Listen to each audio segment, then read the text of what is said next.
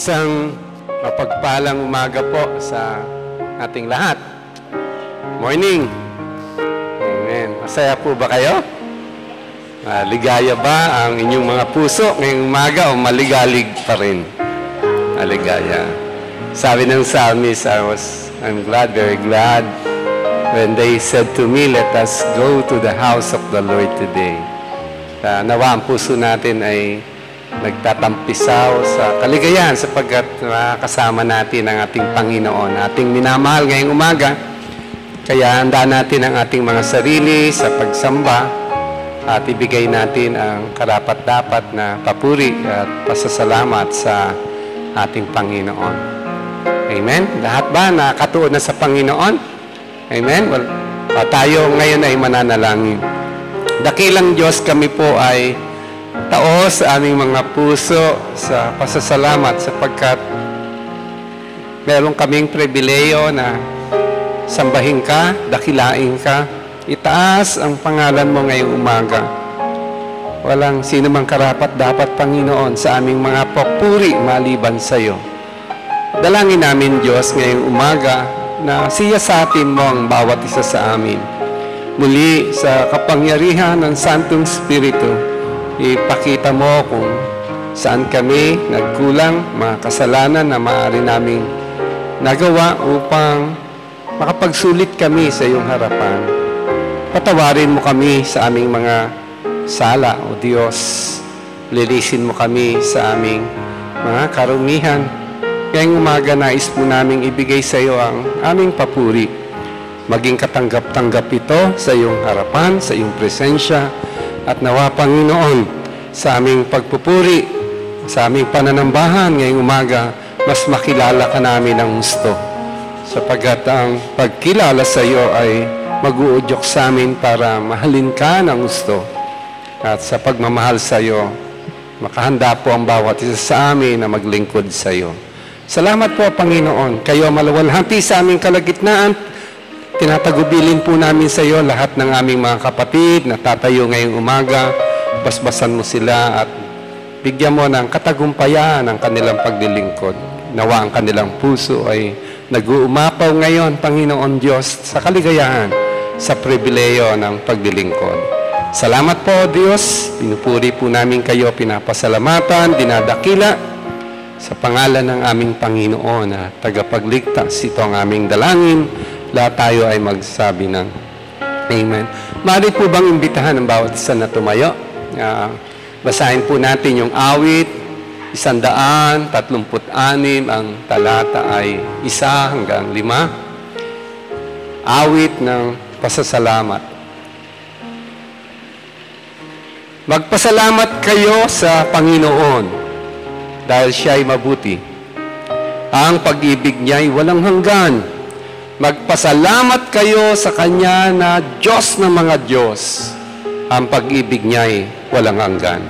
Magpasalamat kayo sa Panginoon na mga Panginoon. Ang pag-ibig niya ay walang hanggan. Siya lang ang gumagawa ng kahangang-hangang mga himala. Ang pag-ibig niya ay walang hanggan. Sa pamamagitan ng Kanyang karunungan, ginawa niya ang kalangitan. Magpuri tayo sa Panginoon. Tawagin po natin ating worship team.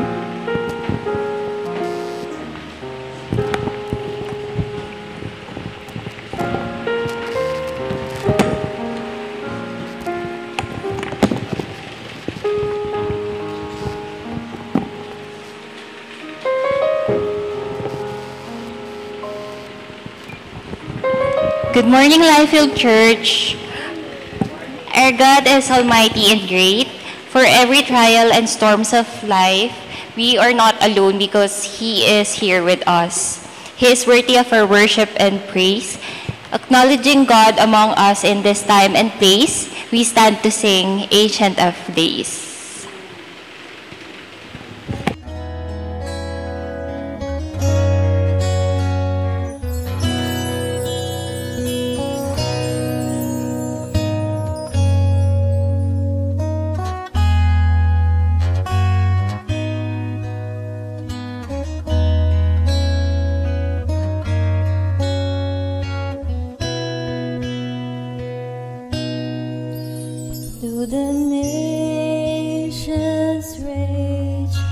Kingdoms rise and fall.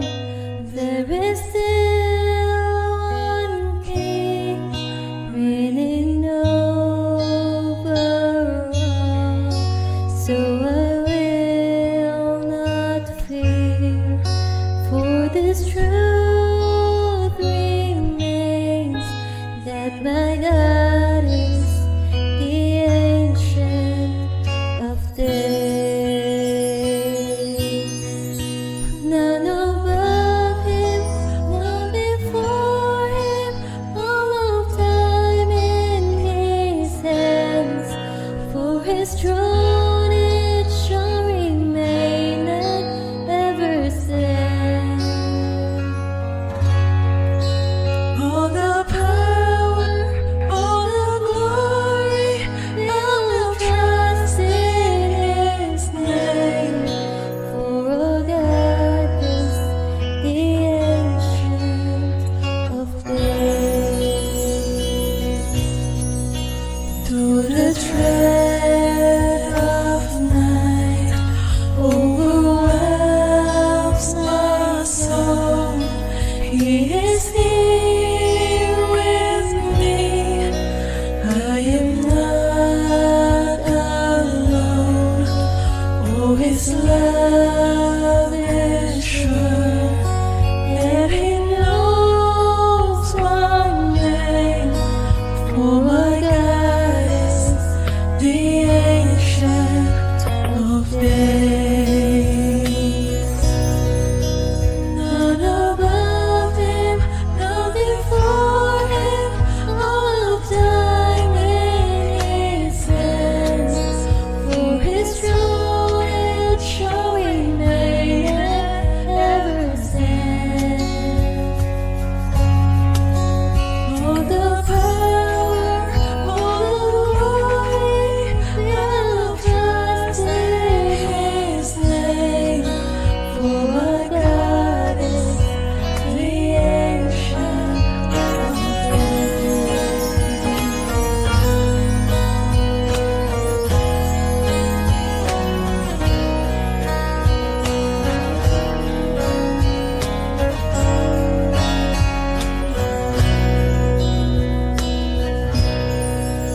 Though I may not see what the future brings, I will watch and wait for the Savior King. Then my joy complete, standing face to face in the presence of the Ancient of Days.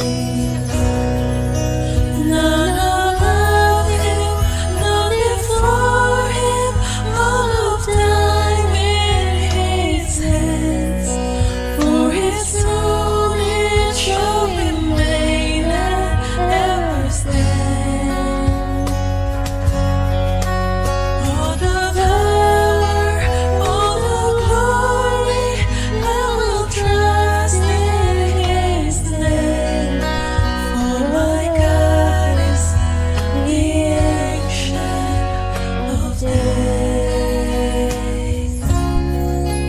For my God is the Ancient of Days.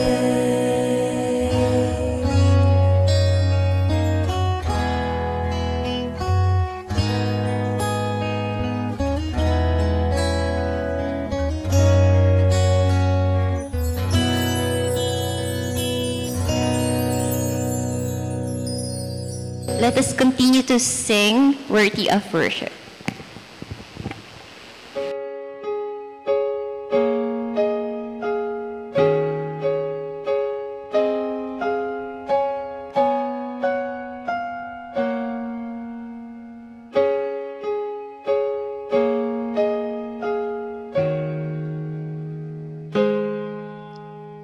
Worthy of worship, worthy of praise,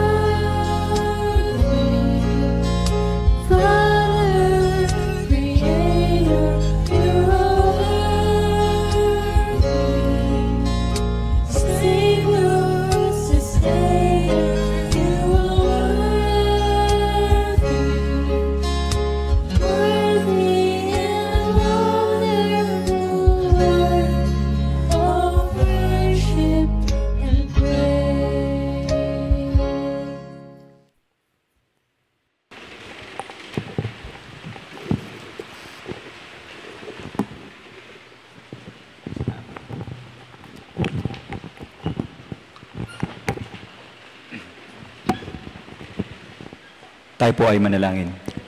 Dakilang Diyos na muling ikaw po ang pinakamakapangyarihan sa lahat.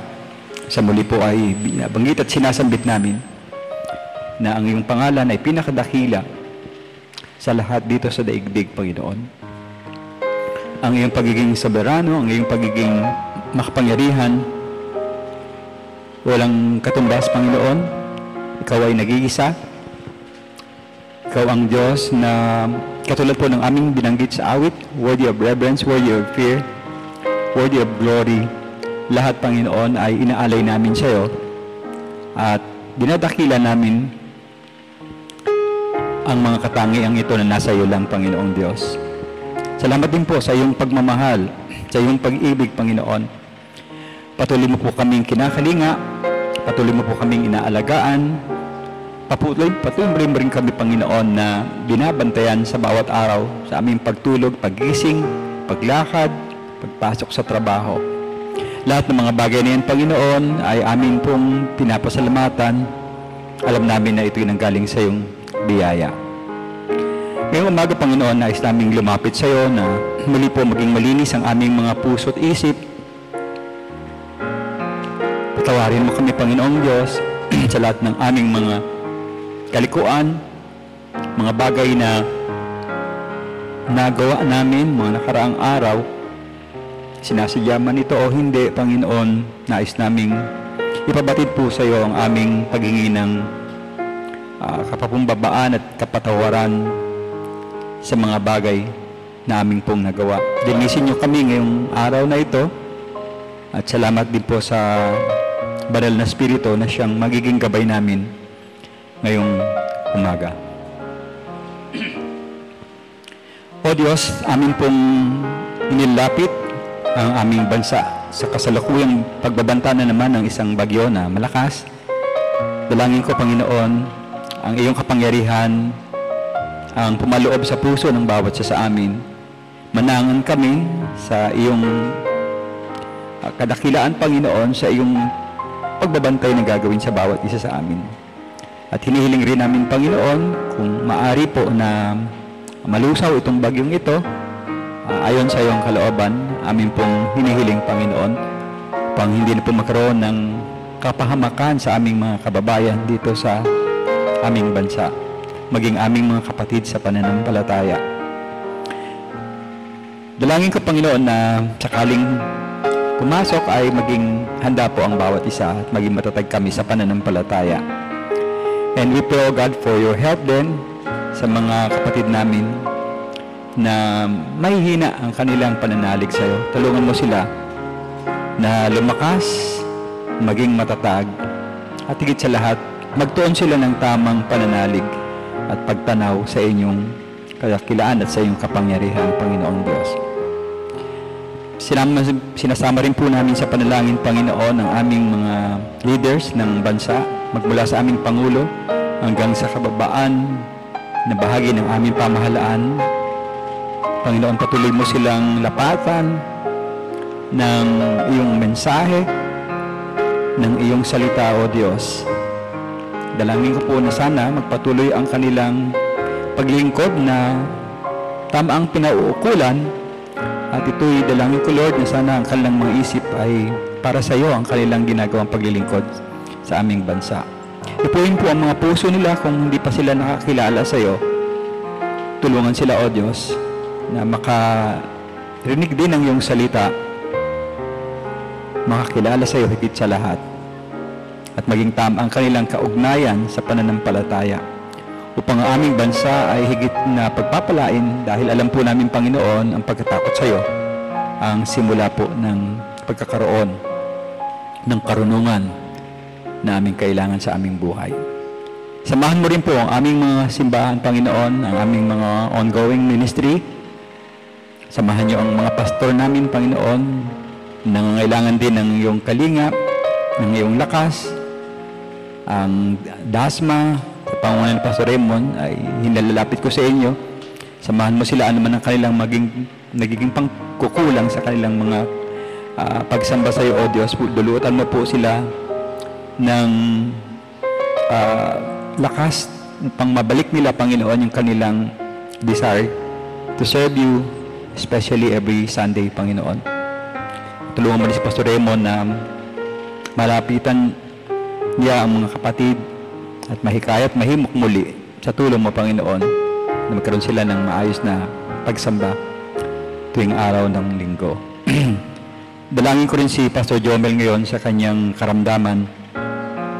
O Diyos, patnubayan niyo po yung nararamdaman niya ngayon sa kanyang paanan.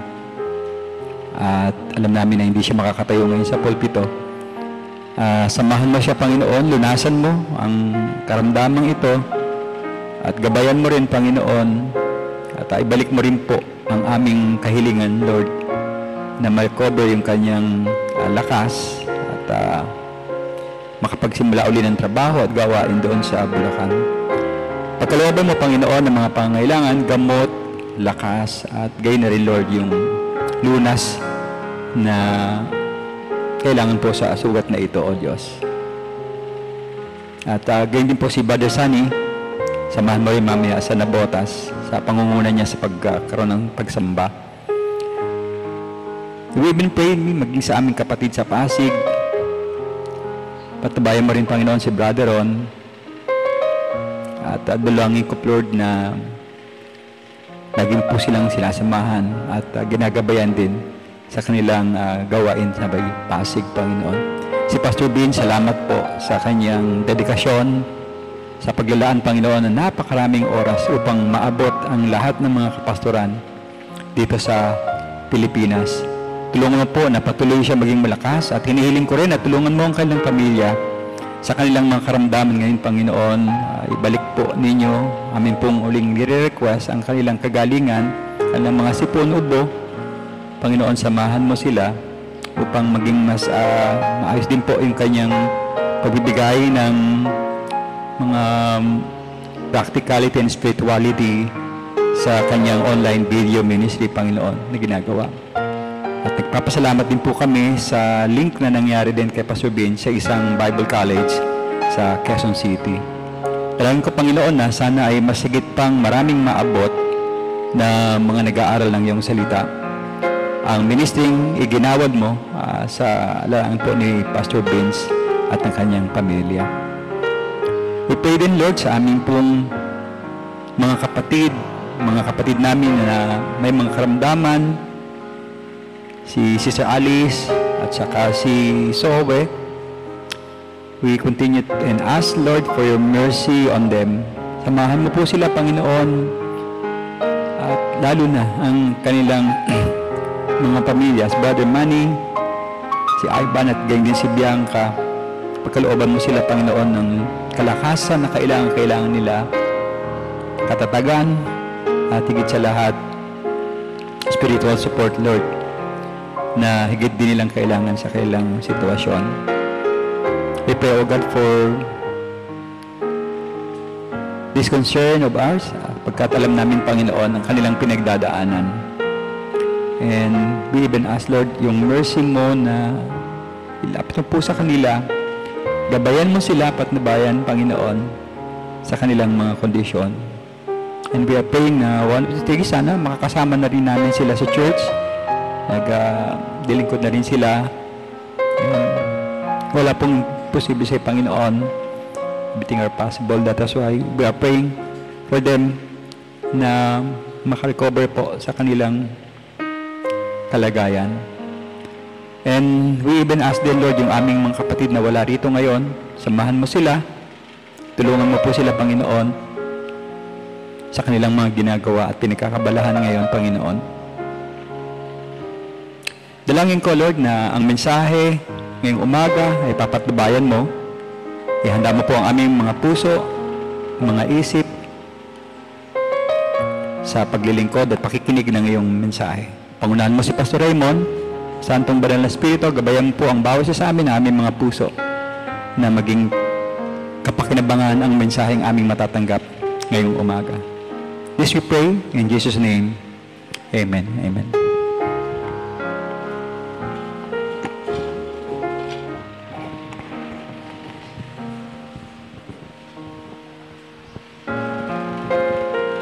Tayo po ay dumako sa pasasalamat sa pamagitan ng pagkakaloob.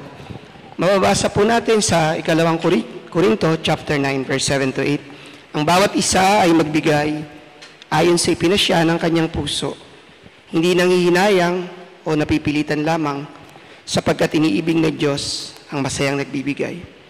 Kaya ng Diyos na pagkalooban kayo ng masaganang pagpapala sa lahat ng bagay, upang maging masagana kayo sa lahat ng uri ng mabuting gawa, habang pinupunan ang lahat ng inyong mga pangangailangan sa tuwina. Tayo pong lahat ay dumako sa isang panalangin. Aming Diyos na makapangyarihan sa lahat, kami po ay patuloy na nagpapasalamat at hindi magsasawang magpasalamat, O Diyos, sa iyong kabutihan sa bawat isa sa amin. Salamat, O Diyos, sa patuloy na pagsusustain sa aming mga pang-araw-araw na buhay, O Lord.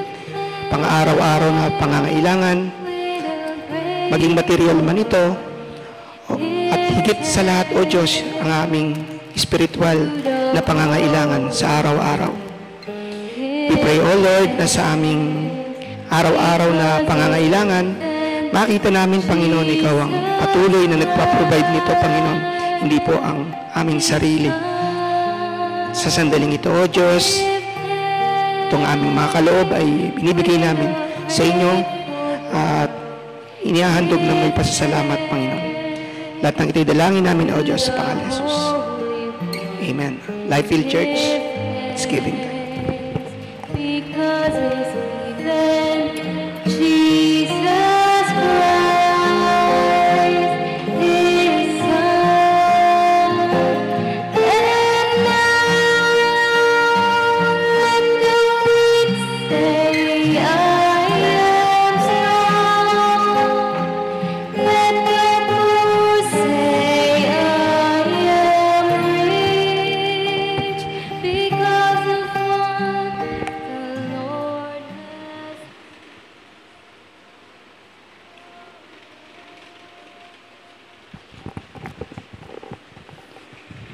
Isang magandang umaga po sa ating lahat, mga kapatid, kay Kristo. Kayo po ba ay masaya at maligaya na tayo ay makikinig ng salita ng Diyos?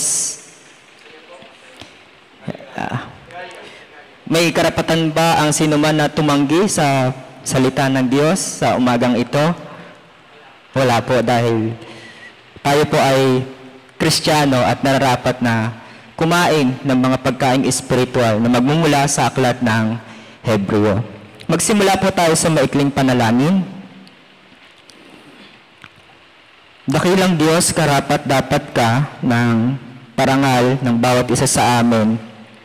Ikaw ang nagpasimula ng pananampalataya sa buhay po namin at gayon din nagpapanatili at pinapaging ganap mo ang aming pananampalataya. Salamat po sa Panginoong Jesucristo na siyang katubusan ng aming kasalanan. Palagi namin inaalala tuwina sa aming buhay na sa pamamagitan lang ng kanyang paghahandog ng buhay, kami napatawad sa kasalanan.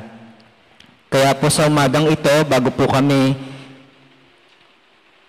makinig ng iyong salita, tulungan niyo po kami na magkaroon ng malinis na puso, isipan na nakatuon sa iyong mga katotohanan. At nawa sa pamamagitan po ng Espiritu Santo, ikaw po ang magbigay linaw sa mga nakasaad po sa aklat ng Hebreo na pupuntahan po namin ngayon. Lukuban nawa kami ng iyong Espiritu upang nang sa gayon kami po ay lumago sa aming buhay espiritual.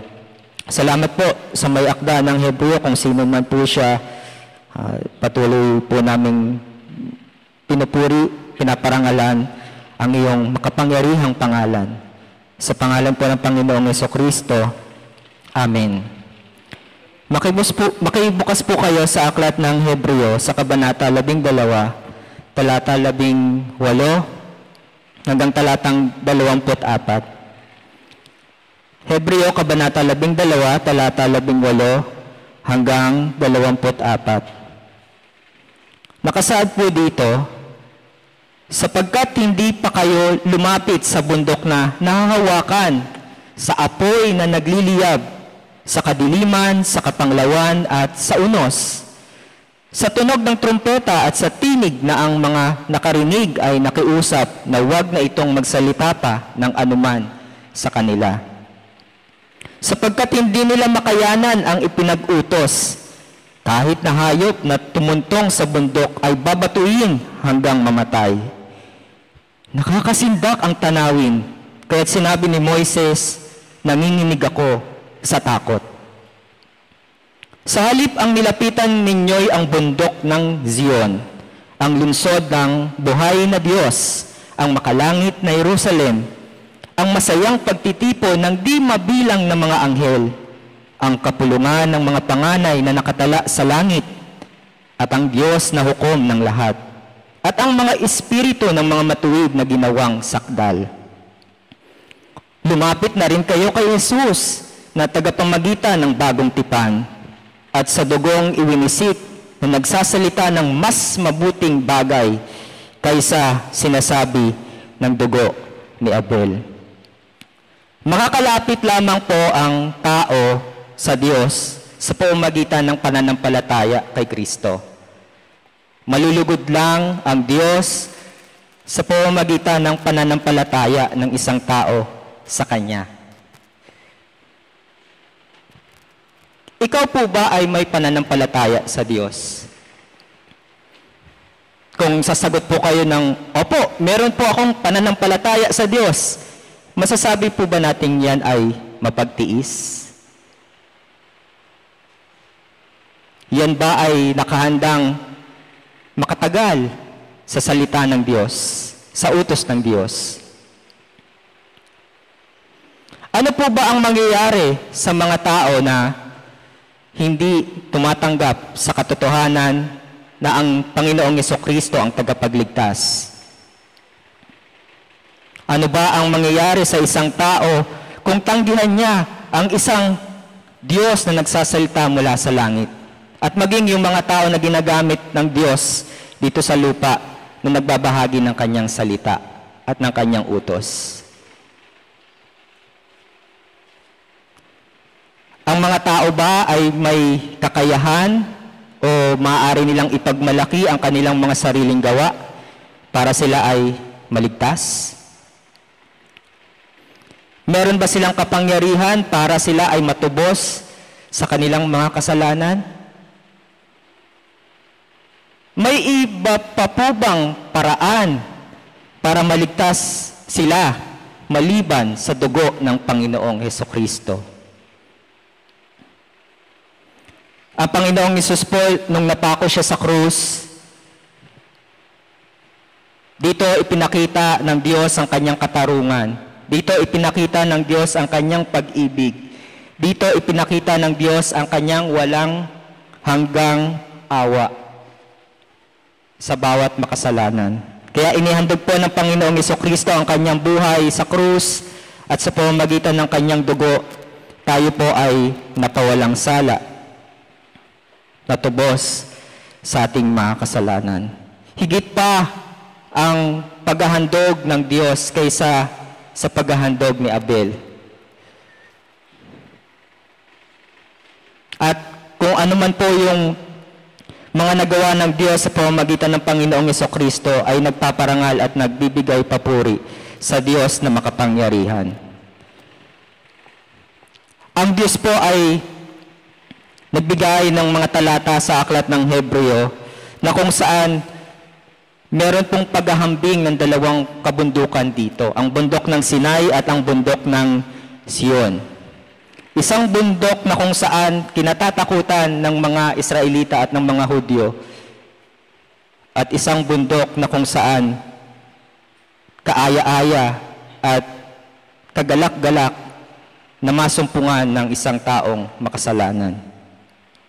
Dito po sa binasa nating mga talata po mga kapatid, ipinakita ng may akda ng Hebreo ang dalawang kabundukan na kung saan inihahambing sa isang Diyos na makatarungan, matuwid, kung humatol, napupuot siya sa kasalanan at gayon din sa kabilang dako, ang Diyos ay maibigin, maawain, nililinis tayo sa ating mga kasalanan at binibigyan tayo ng pagkakataon para makalapit sa Kanya. Isang kabundukan na hindi maaaring makalapit ang tao sa Diyos at isang kabundukan din na ang tao ay makalalapit sa Diyos. Isang bundok na kung saan maaaring mamatay ang isang tao oras na siya ay lumapit sa Diyos at sumuway sa utos ng Diyos. At isang bundok na kung saan magbibigay buhay sa isang taong lalapit na kung saan ito'y sa pamamagitan ng pananampalataya sa Panginoong Hesukristo. Mahalagang-mahalaga po na makita at malaman po natin ang mga katotohanan ito dahil yung mga sinulatan pong mga Hebreo, mga Hudyo ng may akda ng aklat ng Hebreo, mga kapatid, ay nagbigay siya ng babala. At yung binasa po nating mga talata, ikalimang babala na po ito paalala doon sa mga Hudyo, mga Hebreo, na kinakailangan kayo ay makalapit sa Diyos at makakalapit nga lang po kayo sa Diyos sa pamamagitan ng Panginoong Hesukristo. Walang ibang paraan maliban po sa pamamagitan ng Panginoong Hesukristo. Ang nakakalungkot po, maraming mga Hudyo ay binaliwala yung dakilang kaligtasan na ibinibigay ng libre ng Diyos. Mababasa po natin yan sa Kabanata 2 ng Aklat ng Hebreo. Marami ring mga Hebreo na kung saan sila ay nagmatigas laban sa Diyos, nagmagsik sila laban sa Diyos, kaya hindi nila nasumpungan yung kapahingahan. Mababasa po natin yan sa Kabanata 3 ng Aklat ng Hebreo. At sa pagkakataon na ang mga Hudyo, mga Hebreo na nakalasap na ng biyaya ng Diyos, makarinig ng Ebanghelyo ng Panginoong Hesukristo patungkol sa Kanyang pagliligtas, buwabalik pa rin sila dun sa nakaugalian po nilang lumang kasunduan. Mga seremonya, regulasyon sa templo, sa toldang tipanan, paglilinis at iba't ibang uri ng mga ginagawa sa lumang kasunduan. Hindi sapat ang bagong kasunduan na dala-dala ng Panginoong Hesukristo.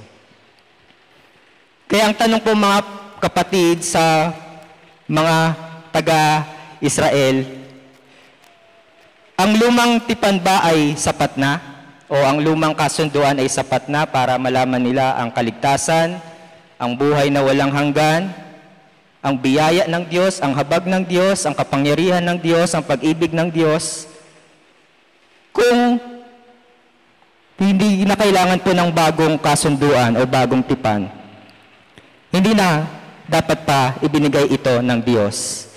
Kulang ang lumang kasunduan at hindi ito makapaglalapit sa Diyos, bagkos ito pa ang magpapakita at magpapatunay na ang tao ay napakalayo sa Diyos. Kaya nagkaroon po ng bagong kasunduan upang malaman ng mga Hebreo, ng mga Hudyo, na ito ang solusyon sa problema nila para makalapit sila sa Diyos. At kahit hindi Hudyo, kahit hindi po Hebreo, kagaya po nating mga Hintil o hindi Hudyo, iisa lang din po ang daan, ang paraan ng Diyos para tayo ay makalapit sa Diyos. Kahit sa panahon po natin ngayon, ang nakakalungkot lang po, kagaya ng mga Israelita na nabasa po natin dito, mga Hudyo, mga Hebreo, tinanggihan nila yung tinig na nagsasalita. Hindi nila makayanan, hindi nila matagalan yung utos ng Diyos. Kahit sa ibang mga simbahan po ngayon, yung utos ng Diyos, salita ng Diyos, tinututulan nilang ipahayag. May mga nangangaral ng salita ng Diyos na natatakot ipangaral ang patungkol sa utos ng Diyos. Tungkol sa kasalanan, tungkol sa pagliligtas ng Diyos na sa pamamagitan ng Panginoong Hesukristo. May mga Hebreo, Hudyo at maging kagaya nating mga hindi Hudyo o Hintil na nakararanas din ng pag-uusig, pagsubok gaya ng mga Hebreo. Yung ibang mga Hebreo po dito sa aklat ng Hebreo, sinasabi na pag sila ay nagkaroon ng relasyon kay Kristo sa Diyos na buhay, sila ay ikakaya ng kanilang pamilya, lalayuan ng kanilang mga kaibigan, At ito po yung katotohanan sa buhay ng mga Kristiyano. May paghihirap, pag-uusig na kailangan nilang pagtiisan. Pagtiisan sa pamamagitan ng pananampalataya. Nakakalungkot din po mga kapatid dahil yung salita ng Diyos na kung saan doon natin mababasa ang kanyang mga utos, hindi siya nabibigyan ng pagpapahalaga. Nababaliwala yung utos ng Diyos at napapatuloy sa pagkakasala ang sangkatauhan. Kaya sa ikalimang babala po na binasa natin ngayon dito sa aklat ng Hebreo, kailangang ang tao na isang makasalanan ay makalapit sa Diyos. At ito sa pamamagitan lang ng Panginoong Hesukristo. Kailangang mapatunayan na yung kanyang pananampalataya ay mapagtiis. Unang-una, dapat ang pananampalatayang mapagtiis ay nakahandang makatagal o makayanan ang salita ng Diyos. Yan po kasi ang bumubuhay sa isang Kristiyano, ang utos ng Diyos, ang salita ng Diyos. Para mapabuti, mapaganda yung kanyang pamumuhay sa lupa pa lang, kinakailangan na masumpungan niya ang utos ng Diyos at ito ay sundin niya. Ikalawa, ang mapagtiis na pananampalataya ay nakalalapit sa buhay na Diyos. Makikita po natin yung paghahambing mamaya. Iisa-isahin po natin yan sa mga talatang binasa po natin kanina.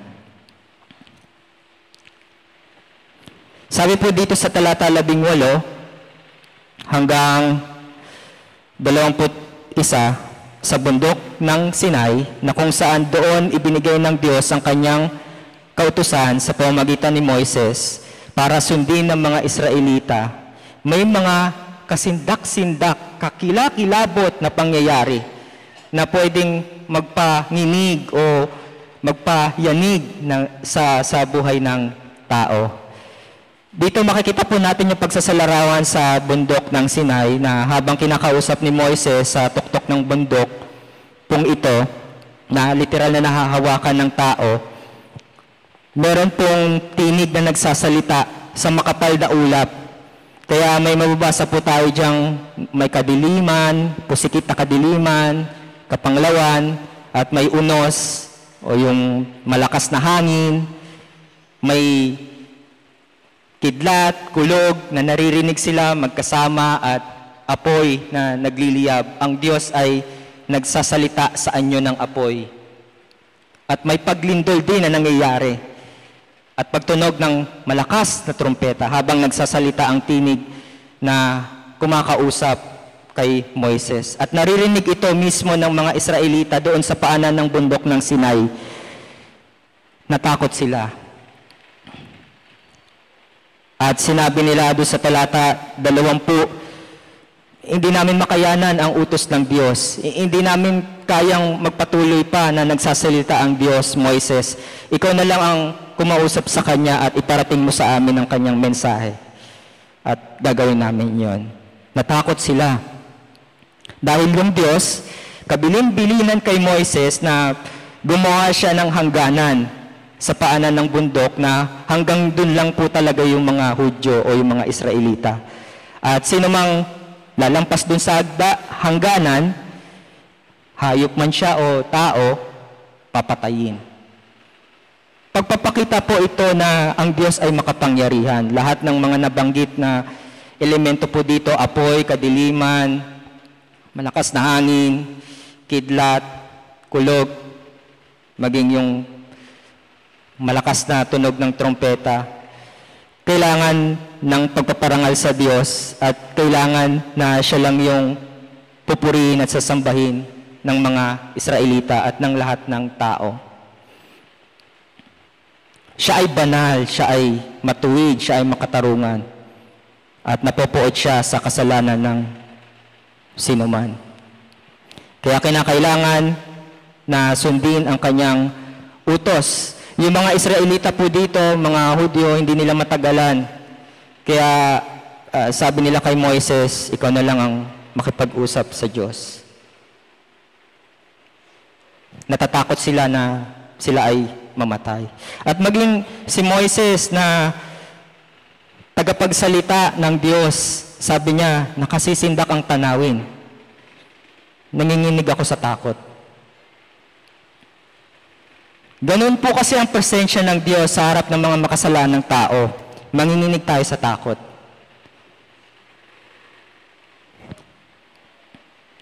Pwede siyang magparusa, pwede siyang maghatol sa mga taong sumusuway sa kanyang utos. Yun po yung larawan na iginuguhit, inuukit doon sa bundok ng Sinai.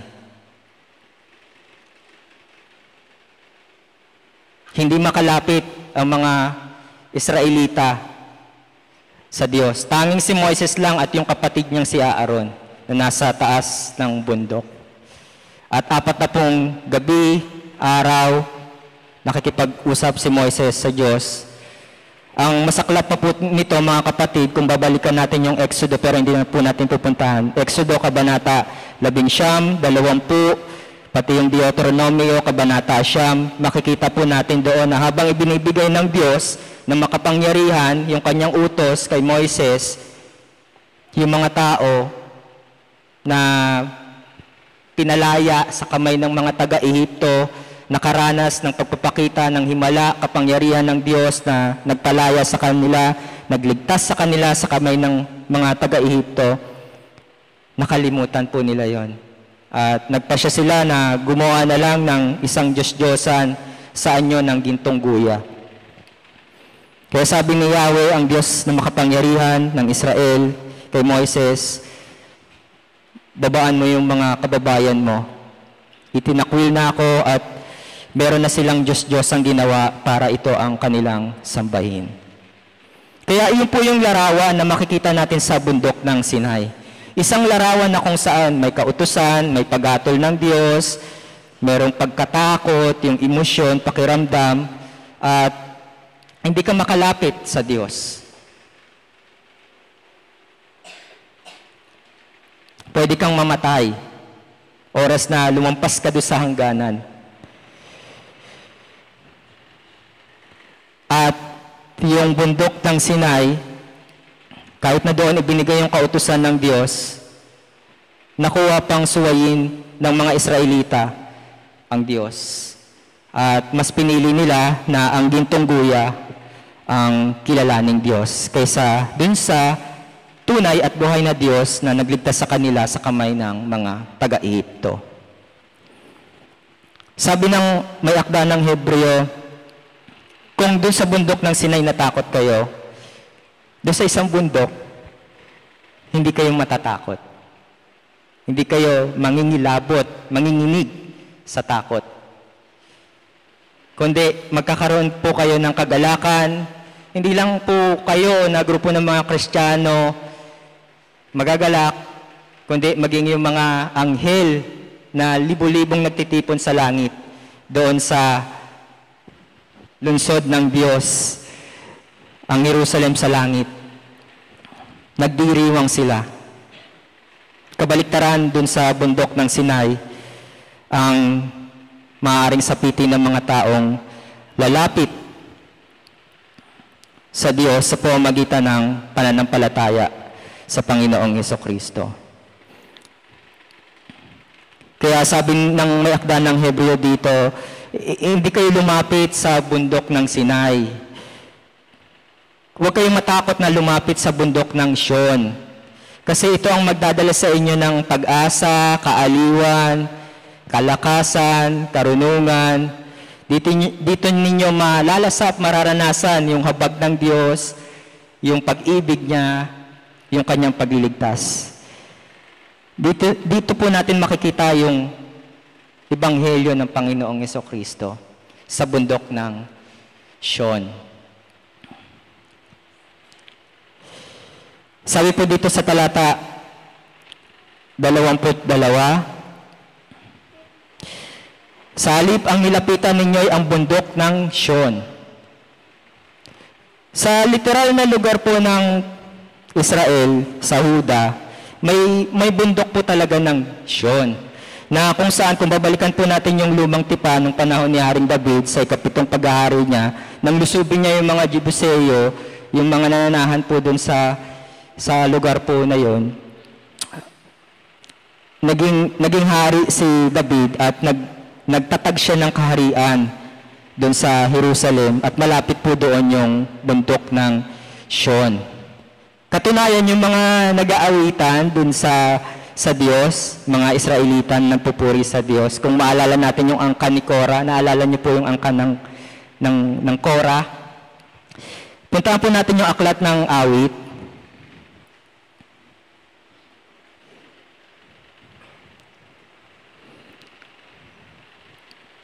Sabi po dito sa 48, talata 1 hanggang 2 ng awit 48, talata 1 hanggang 2, dakila si Yahweh, dapat papurihan sa lungsod ng Diyos, bundok niyang banal.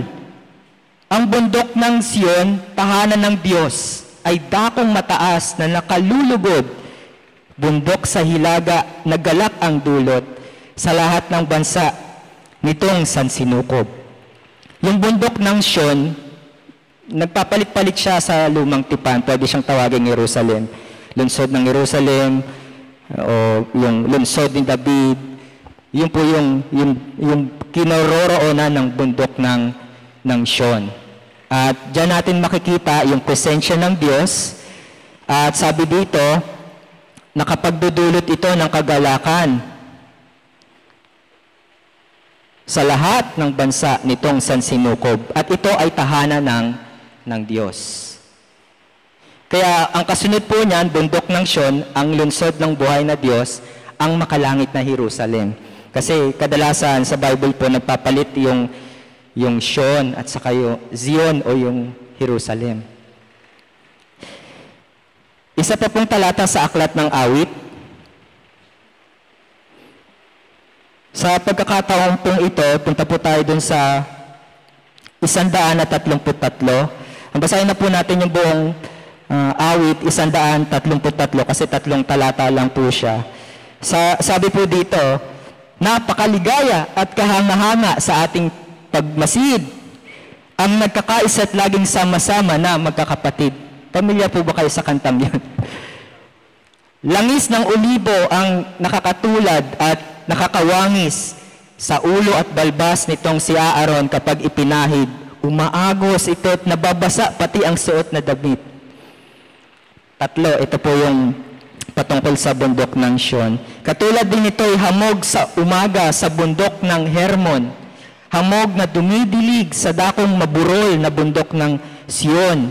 Sa lugar na ito, nangako si Yahweh ang pangakong buhay na mananatili. Yung buhay na mananatili po dito, buhay na walang hanggan, na matatagpuan natin sa piling ng Diyos sa ating paglapit sa Kanya.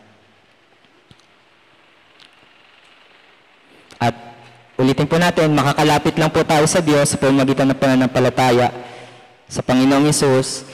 At malulugod lang po ang Diyos sa pamamagitan din po ng pananalig sa Panginoong Hesukristo. Makikita po natin dito na marami rin pong pakinabang o benepisyo sa mga lumalapit sa bundok ng Sion kaysa dun sa bundok ng Sinai. Sabi po dito, lumapit kayo sa bundok ng Sion, ang lungsod ng buhay na Diyos, hindi patay na Diyos, kundi buhay na Diyos, tunay na Diyos, ang makalangit na Jerusalem, ang masayang pagtitipon ng di mabilang na mga anghel. Alam niyo po ba mga kapatid na ang isang makasalanan na nagbalik loob sa Diyos, tuwang-tuwa ang mga anghel sa langit. Nagdiriwang ang mga anghel. Sila ay nagsasaya. At ito yung matatagpuan natin, oras na lumapit po tayo sa buhay na Diyos o di kaya sa bundok ng Sion.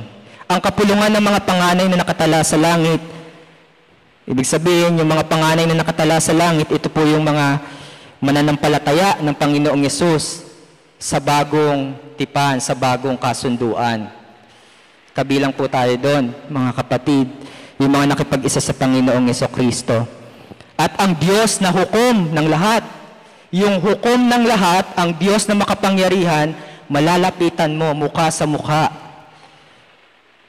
Hindi ka natatakot na makalapit sa Kanya gaya doon sa bundok ng Sinai, na hindi ka maaaring lumapit sa Kanya dahil banal siya at makatarungang Diyos. At ang mga espiritu ng mga matuwid na ginawang sakdal, yung mga espiritu ng mga matuwid na ginawang sakdal po, ito po yung makikita natin sa Kabanata 11 ng Aklat ng Hebreo. Mga may pananampalataya sa Diyos, tulad ni Abel, na nabanggit sa huling talata na binasa po natin ngayon. Si Noe, si Abraham, naalala niyo po ba sila mga kapatid? Si Moises at marami pang iba na ginawang sakdal. Namatay sila, pero yung pangako ng Diyos, hindi nila nakamit sa panahon nila. Pero yung pangako na yun, tinupad ng Diyos na sila ay gagawing sakdal. Maliligtas sila, makalalapit sila sa buhay na Diyos, at mapapabilang din sila dun sa mga nakatala sa langit. At yung pag sinabing nakatala sa langit po mga kapatid, bago pa man lumikha ang Diyos ng langit at lupa, lahat ng mga nilikha ay naka-enroll na po tayo, nakatala na tayo sa langit. Kaya ito yung nagbibigay pag-asa po sa atin. Katiyakan na hindi tayo pababayaan at iiwanan ng Diyos. Kahit na punong-puno tayo ng mga pagsubok sa mundong ito o paghihirap. Kasi tutuparin niya ang kanyang mga pangako. Ito yung kulang doon sa mga Hebreo, sa mga Hudyo na sinulatan po ng mayakda ng Hebreo, na hindi sila nakatagal sa utos ng Diyos, kaya hindi nila nahintay yung pangako ng Diyos na matupad. Kaya nagbalik sila dun sa dati nilang kaugalian sa lumang kasunduan. Pero sabi nga po ng may akda ng Hebreo, mas maina, mas mabuti, mas nakahihigit yung bagong kasunduan kaysa dun sa lumang kasunduan. Lumapit na rin kayo kay Jesus na tagapamagitan ng bagong tipan. At sa dugong iwinisit na nagsasalita ng mas mabuting bagay kaysa sinasabi ng dugo ni Abel. Kilala po natin si Abel po, di ba mga kapatid? Mga kabataan sa Sunday School. Si Abel, di ba, may kapatid siya, si Cain, pareha silang nagandog, pero nalugod ang Diyos sa handog ni Abel, kaya nainggit, sumama ang loob ni Cain, nagplano siya kung paano maipapatay yung kanyang kapatid na si Abel, hanggang sa nagkaroon siya ng pagkakataon sa bukid. Halika Abel, punta tayo sa bukid, doon niya ginawa yung pagpatay kay Abel. At si Abel, humingi ng katarungan yung kanyang dugo. Pero sa dugo ng Panginoong Jesucristo, nakita natin yung katarungan ng Diyos, katubusan sa kasalanan ng mga taong lumalapit sa Diyos sa pamamagitan ng Panginoong Jesucristo. Makikita natin yung kalinisan ng kasalanan, pagpapatawad ng kasalanan, yung awa ng Diyos, ibinigay dun sa mga nagbalik loob sa Panginoong Jesucristo. Nakapagliligtas yung dugo ng Panginoong Jesus. Pero yung handog ni Abel, kasi tagapagpastol po siya ng hayop si Cain, tagatanim siya ng mga pananim. Yung inihandog ni Abel, mas maina, mas mabuti, mas maganda yung paghahandog ng Panginoong Jesucristo. Dahil unang-una, buhay ng Panginoong Jesus yung kanyang inihandog. Samantalang yung inihandog ni Abel ay pinakamaganda, pinakamabuti lamang na mga alaga niyang hayop. Kaya mas maganda, sinasabi ng may akda ng Hebreo na yung lumang kasunduan, kulang yan, hindi pa siya kompleto. Kailangan mabuo yan. Kaya dumating yung bagong tipan at ang Panginoong Yesus ang tagapamagitan ng bagong tipan. Siya lamang yung maaaring mamagitan sa tao sa Diyos para maisaayos yung problema ng tao patungkol sa kasalanan. Pero yung lumang kasunduan, hindi maaaring makapagdulot ng kaligtasan o ng anumang mga pagtubos sa kasalanan. Kaya kailangan ng pananampalataya sa Panginoong Jesucristo. para makalapit po tayo sa Diyos na buhay, sa makalangit na Jerusalem, sa masayang pagtitipon ng di mabilang ng mga anghel, kapulungan ng mga panganay ng katala sa langit, sa Diyos na hukom ng lahat, at mga espiritu ng mga matuwid na ginawang sakdal, at sa Panginoong Yesus na siyang tagapagligtas at Panginoon po natin. Huwag na kayong bumalik dun sa dati ninyong lumang kasunduan o mga ginagawang mga patakaran, pamantayan ng mga Hudyo. Kasi yun ay pagpapakita lamang ng may mas mabuti at mas higit pang kasunduan ang bagong tipan. Lahat ng mababasa po natin sa lumang tipan, tumutukoy po siya sa Panginoong Jesucristo na siya lamang po yung nag-iisang daan patungo dun sa Diyos na buhay. At kailangan po ng pagtitiis ng pananampalataya sa Panginoong Yesus. Huwag nating hayaan na yung salita ng Diyos ay gaya ng ginawa ng mga Hebreo na sinulatan ng mga akda ng Hebreo po dito na binaliwala nila yung dakilang kaligtasan. Samantalain po natin habang may pagkakataon pa, mga kapatid, tiyakin natin na tayo ay talagang makakalapit sa Diyos. Kasi walang ibang pagpipilian eh. Kung hindi ka sa bundok ng Sion, doon ka sa bundok ng Sinai. Ang tatanggapin mo, puot ng Diyos, tapos yung paraan pa para sa tingin mo, ikaw ay maligtas, sariling gawa mo, pagtupad sa kautusan, na papabigatin mo lang yung paghihirap mo. Pero sa bundok ng Sion, ginawa na ng Diyos yung paghihirap para sa iyo dahil mahal ka niya at naaawa siya sa iyo bilang makasalanan. Kaya ang pagsusumamo po ng lahat, kagaya po ng may akda ng Hebreo, sa panahon po natin ngayon, hindi man tayo Hudyo o Israelita, Hebreo,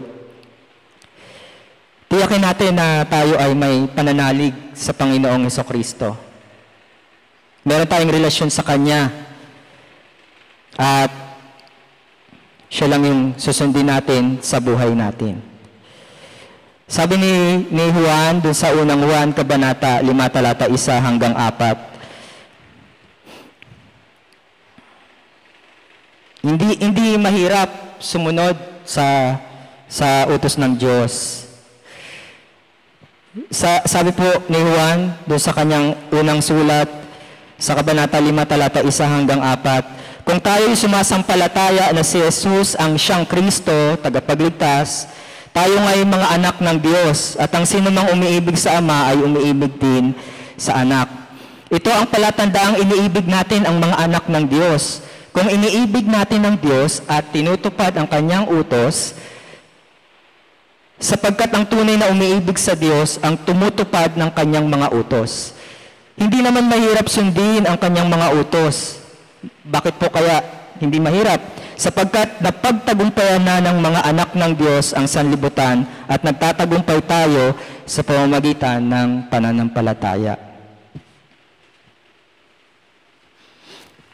Naalala ko po yung isang mangaral ng salita ng Diyos para wala siyang maidahilan, maikatwiran na hindi siya nakapag-aral ng salita ng Diyos, hindi niya nasaliksik yung mga utos ng Diyos. Naglalagay siya ng maraming Biblia sa kwarto niya, mas marami sa kwarto, sa CR, sa kusina, lahat ng bahagi ng bahay para madali lang niyang hablutin yung salita ng Diyos at pag-aralan, pagmuni-munihin. Hindi naman para sabihin marami kang Bible o marami kang nalalaman sa salita ng Diyos. Hindi niya pinagmamayabang yon. Yung ano lang po na sa bawat araw na lumilipas sa kanyang buhay, tinitiyak niya na narinig niya ang tinig ng Diyos. Natanggap niya yung salita ng Diyos. Pero sa anyo ng mga pahina o kung makabago kayong teknolohiya, cellphone, pero yung tinig na gaya nung sa bundok ng Sinai, wala na po siya sa panahon natin ngayon. Nagsasalita ang Diyos sa pamamagitan ng kanyang salita. At sa buhay Kristiyano, kinakailangan po na hindi natin pinalilipas ang sabihin natin, sige, isang araw hindi tayo nakapag-aral ng salita ng Diyos. Huwag naman nating hayaan na ikalawang araw, ikatlong araw, wala tayong pagkaing espiritual. Kasi yun yung mga butas na pwedeng samantalahin ng kalaban ng Diyos, kalaban ng mga Kristiyano para tayo ay tuksuin at mahulog sa kasalanan. Pero kung meron tayo laging nasa isip na salita ng Diyos, yung utos ng Diyos, na hahadlangan para gumawa tayo ng kasalanan eh. At napansin ko rin po personal, pagka yung salita ng Diyos nasa isip natin, parang klarado yung isip mo, yung hindi magulo, hindi ka natatakot, nangangamba, kasi meron kang pinapanghawakan na pag-asa, salita ng Diyos, mga pangako niya, mga utos niya na dapat sundin para yung pagtutuwid niya, pagdidisiplina niya ay makita sa buhay po natin para mabago tayo at maging katulad ng Panginoong Hesus, kawangis ng Panginoong Hesus sa kabanalan at katuwiran. Kaya mahalaga po yung mga ganong mga pagkakataon na samantalahin natin na meron pa tayong access sa salita ng Diyos, sa utos ng Diyos. Marami tayong pwedeng pagkuhanan, kaya tulad nung sinasabi po nating mga ngaral ng salita ng Diyos, wala tayong maidadahilan o maikakatuwiran para sabihin, hindi ko narinig yung tinig ng Diyos, salita ng Diyos. O di kaya, kayo po ba, pinapayagan nyo ba na magsalita ang Diyos sa buhay po ninyo? O kagaya ng mga Hebreo na ayaw namin, hindi namin matagalan yan, hindi namin matiis. Ikaw na lang mo isa sang makipag-usap sa Diyos na si Yahweh. Siyempre gusto po nating lumago sa ating buhay espiritual.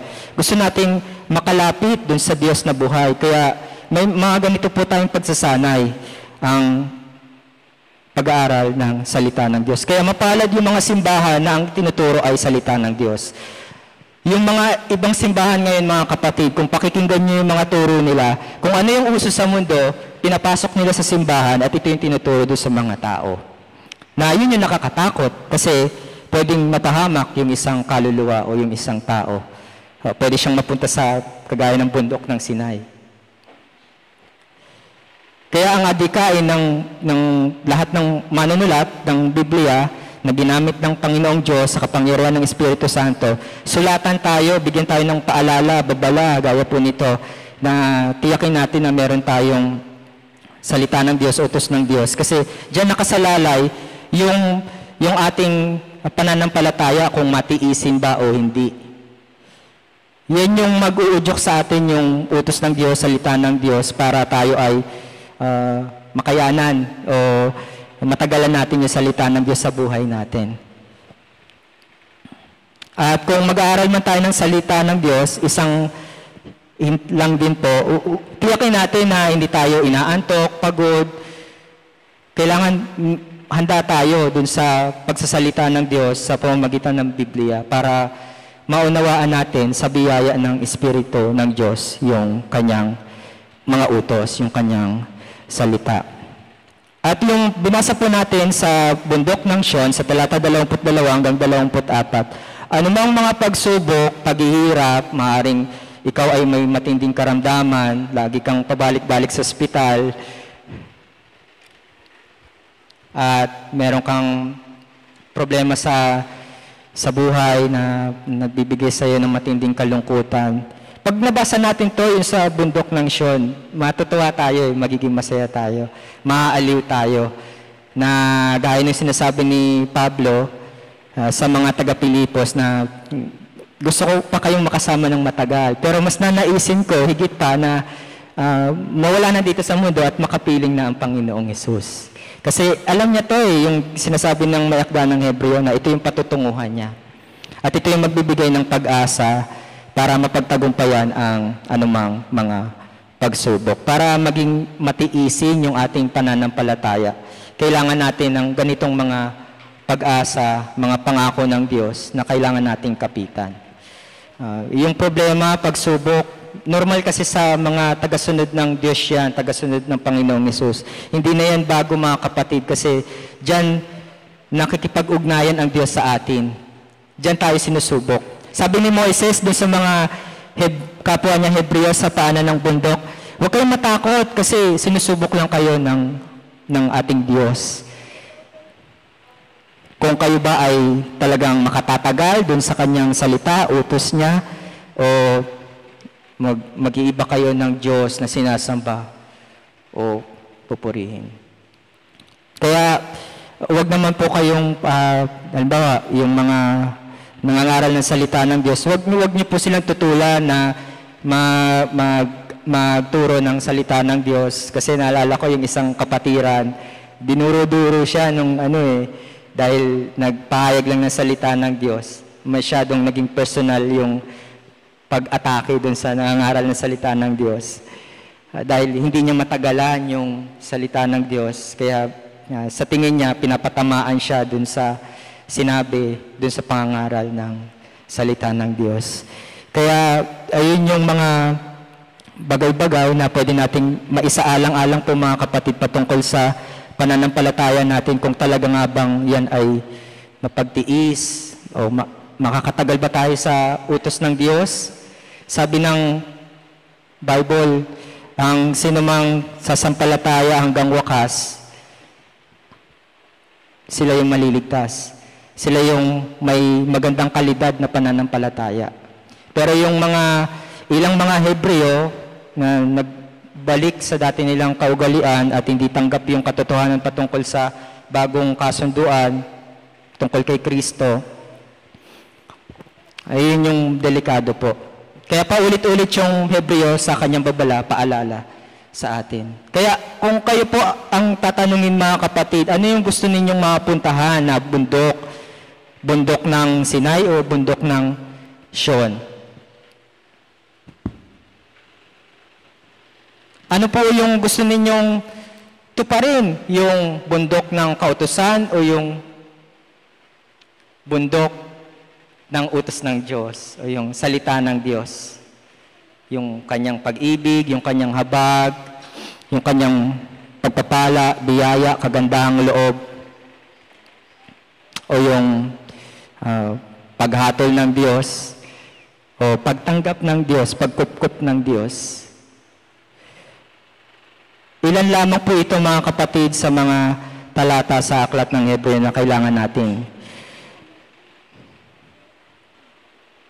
makita ang kapakinabangan nito sa ating buhay Kristiyano.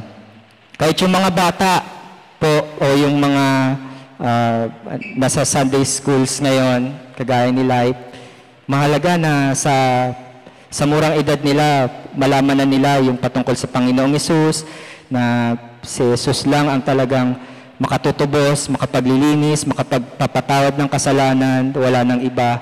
Habag at biyaya ng Diyos ang makalalapit sa Kanya. Wala pong ibang paraan. Kahit sabihin natin tuparin yung kautusan, gumawa ng anumang gawa na pwedeng ipagmalaki ng tao para siya ay makalapit sa Diyos, hindi po yun yung susi, kundi yung mapagtiis na pananampalataya sa Panginoon. Kaya may dalawang katangian po ang mapagtiis na pananampalataya. Una, ang mapagtiis na pananampalataya ay nakatatagal sa utos ng Diyos. Pangalawa, ang mapagtiis na pananampalataya ay nilalapitan ang buhay na Diyos. Maraming salamat po mga kapatid sa pakikinig. Salamat po sa Diyos na siyang nagbigay ng kanyang mensahe sa atin sa umagang ito. Manalangin po tayo.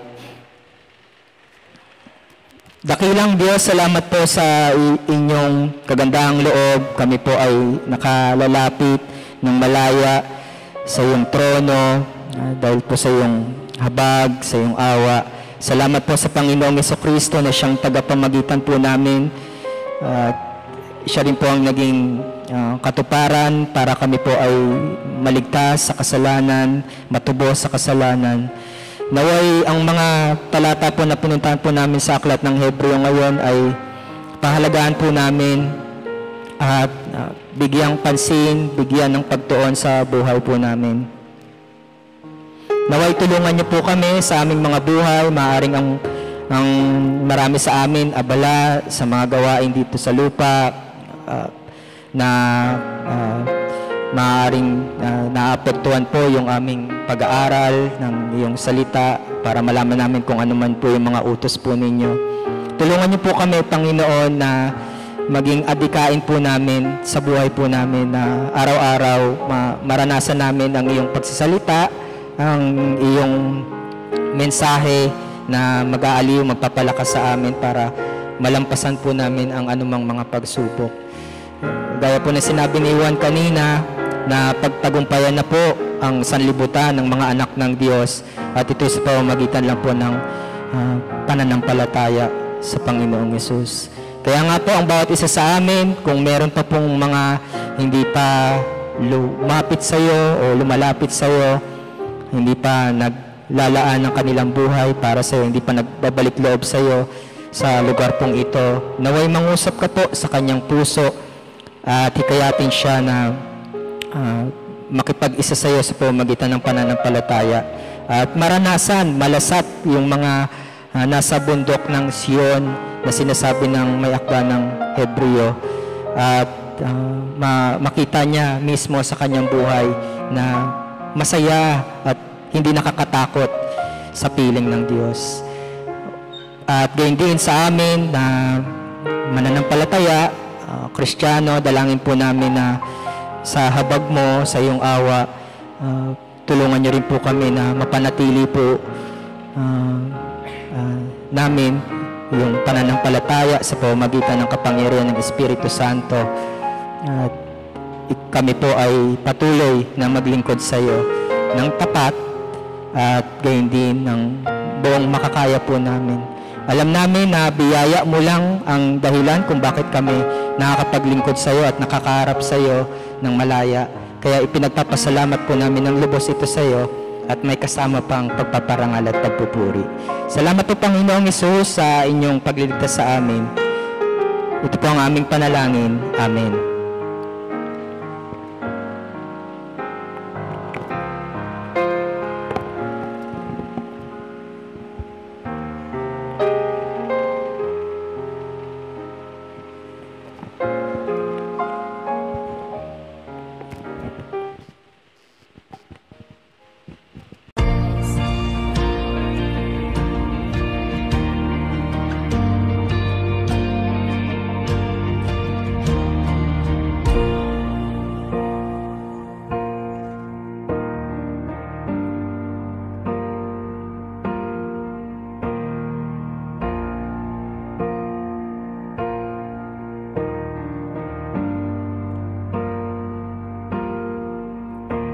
There is one gospel on which I stand for all eternity.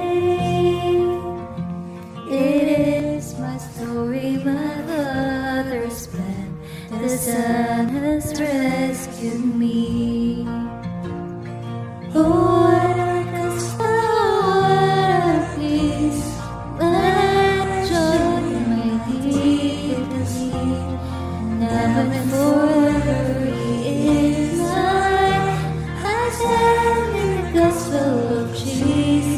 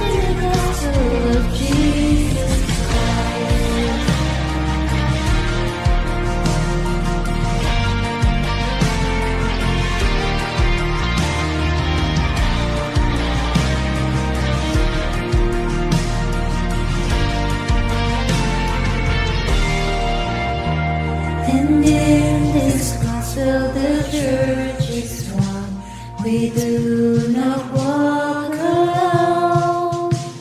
We have the Spirit as we press on to lead us safely home. And when war is still, I will sing of this old story that rescued me.